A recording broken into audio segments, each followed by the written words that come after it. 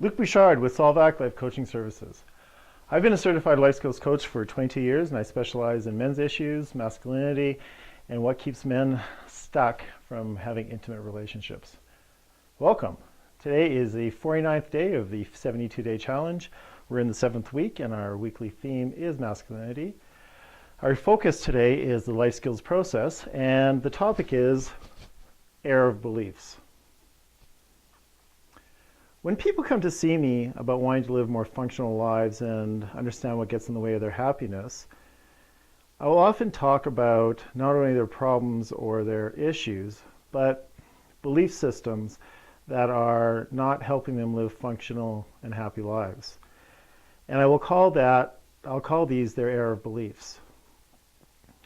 Error beliefs are generally things that have happened to us in the past that are coloring our current perceptions. And they are things that have been unpleasant and that we're unresolved with and that have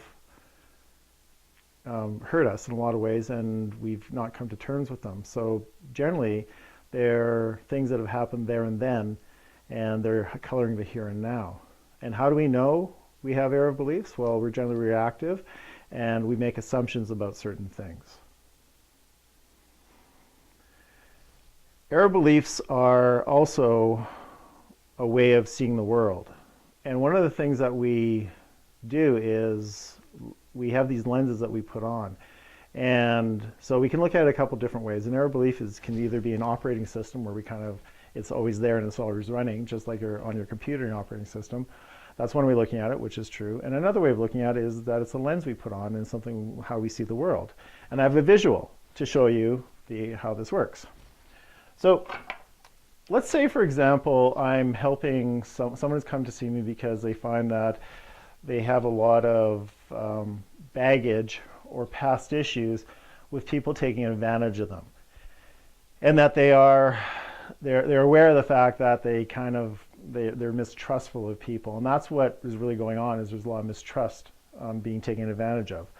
So we'll talk about their mistrust of others. And what I'll point out to people is that not only do they have these mistrust issues, but that's kind of there when they may not even see it as mistrust. It's just they thought, people are kind of taking advantage of me. What I'll actually talk about is that it's more than a belief system. It's actually coloring your world and coloring how you see the world. And you're looking through this world of this lens. And as you can see, this particular glass is a bit cloudy when we pull it away from the background. And that's also what happens with our error of beliefs, is that it's kind of things not clear. There's not a lot of clarity, and what we see first and foremost is what our belief system is and what we have. But we don't see it for that because in some ways it's so close to us that you can't even see it. And often what I'll do with people is I'll take the lens further and further away where they can actually see it's something that they're focusing on and whatnot. So when I help people understand that this is a lens, what I need to do is actually give them perspective and move them away from it, and I kind of put it there. And I'll bring to their attention what's going on. And it doesn't matter if it's feeling about being taken advantage of or mistrust, or the fact that you've been really hurt in relationships so that you don't think that you can count on people, which is a form of mistrust, or you've been abandoned, or you've been think that generally people are not holding your best interests at heart. And there's a couple ways that we know we have error beliefs going on and running in our system, running in our belief system. One is we make wide sweeping statements about certain things. This always happens. Oh, I knew that it was only a matter of time. I can't believe it happened yet again. These are things that actually are indications that we have an expectation there's going to be a certain outcome, which is we're making assumptions about the world. Another thing that tells us that we have an error of belief about a particular things is that we were reactive or overreactive to certain situations. And I've talked about this in past videos where something like this happens this big and you overreact this much, way out of context. These are a couple ways that we know we have erroneous belief systems, where they're not necessarily working for us. Other ways that we know we have error beliefs is by our friends and families and people that care about us telling us this stuff. And if we hear it enough, we should pay attention to the fact that perhaps this is going on, and that people are actually, helping us out by giving us gifts, saying, you do this a lot. This always seems to come down. You never seem to be able to show up on time. What's that about? That's a belief system. People that can never get to where they need to go. They're perpetually always late. Or you can't count on them. Those are error beliefs also.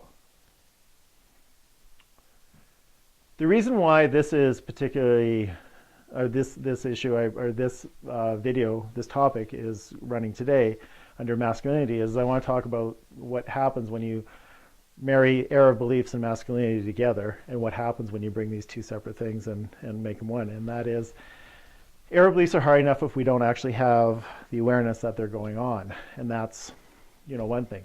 But what happens when you add masculinity on top of that, or how men are been socialized, or how we've been trained to believe about what we do with our emotions and our feelings? And what it is that you have, first of all, you don't know what's going on, so you don't know what you don't know.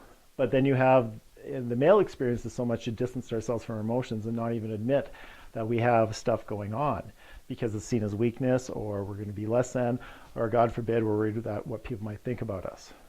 So when you have an operating system that's not necessarily working for you, an error belief, and then an inability to actually address and look at it, then that becomes more problematic. And that's what I'll help people deal with, and specifically men, is I'll point out the fact that they have this system going on, and also they're not allowed to talk about it. And that's not a great place, because how are you supposed to deal with it if you don't know, and if you're not even supposed to try and find out?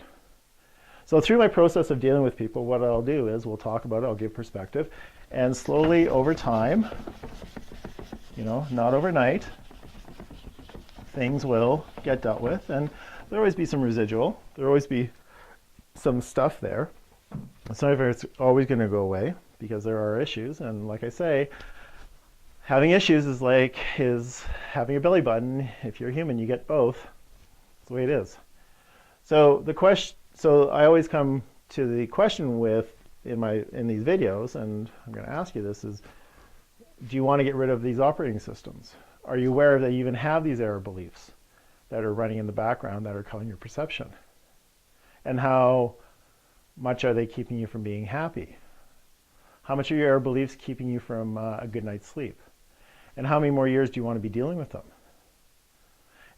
These systems they don't come up overnight. They're decades in the making, and they're decades in the entrenchment, that they stick around and they get reinforced and they get more and more established over the years. And it's only through a real heartfelt wanting to look at them, to be able to go, I don't need this anymore in my life. It doesn't serve me anymore. And in a lot of ways, this is what I'm really quite good at, is helping people understand these systems that don't serve them anymore. But before we look at understanding why it doesn't serve you here and now today, I will often take people to the process of how it did serve them well. And this blows people's mind in a lot of ways when it comes to things like mistrust, and me saying to them, good for you for having that error of belief to begin with, because it kept you safe. And I've seen people be really quite, what are you talking about? It's good. And well, it worked for you. And that's the other thing that people don't know about of error beliefs, is at one point it was very important to have that, because we had to learn how to cope. And that was something that was really important for us to adopt to survive. And once we have that perspective that it was there for a reason, we just don't develop these mistrust issues or these inabilities to be on time, or not being able to commit, not be able to follow through, fear of success, fear of failure, whatever you want to look at. Those are functional at one point in our lives. But decades later, they're often not. So with that heartfelt desire to want to no longer act that way and be that way, those are where the questions come in. And that's where I asked on my first life skills process, it was the first day that I did that, is how many life skills coaches does it take to change a light bulb? And I said, only one. Now, that's if the light bulb wants to change. That's what is at the heart of dealing with your error beliefs, your operating systems. You have to want to change it. You have to want to have a different experience. Because if you don't want that different experience, why would you deal with it? And for many people, they're fine with their operating systems that are erroneous. Okay? A lot of people aren't. So what are your erroneous belief systems? What props up your issues and gets in the way of your happiness and your functionality? Only you know. And I can help you with that. But you have to want to move forward with that. Luc Bouchard with Solvac Life Coaching Services. I've been a certified life skills coach for 22 years, and I help people understand, and men specifically, issues around masculinity, how they distance themselves from intimacy, and what keeps them stuck, and how come they lose sleep at night. I hope you're not going to lose too much sleep tonight, and you're going to get a good night's rest. And I will see you tomorrow for the 50th video. 22 videos left. I'm amazed. Anyway, you guys have a great day, and take care.